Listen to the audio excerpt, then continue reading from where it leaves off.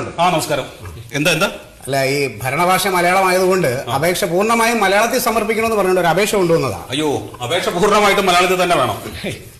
ബഹുമാനപ്പെട്ട മേലധികാരിക്ക് കരുനാഗപ്പള്ളി നിയമപാലക കാര്യാലയത്തിന്റെ വാമഭാഗത്ത് സ്ഥിതി ചെയ്യുന്ന മന്മഥാലയത്തിന്റെ ചത്തുരത്തിൽ ഉണ്ടല്ലേ ആകാശചുംബിതമായി നിൽക്കുന്ന ചൂതപിടപം അത് ഈ മാവിന്റെ മലയാളമാണ്. ചൂതോടൊപ്പം വേരറ്റ് നിപതിക്കുമെന്ന് എന്റെ കളത്രം. ഇതെവിടെ ഈ കളത്രം എന്ന് പറഞ്ഞ സ്ഥലം?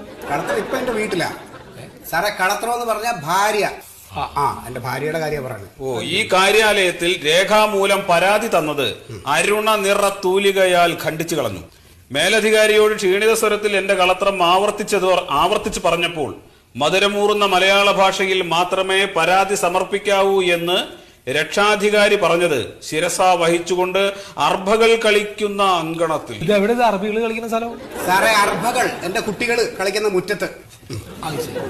പാദപം വേരറ്റ് വീണാൽ അപകടമാണെന്നതിനാൽ തരുച്ഛേദനം മരം ഒന്ന് മുറിച്ചു മാറ്റുന്ന കാര്യം.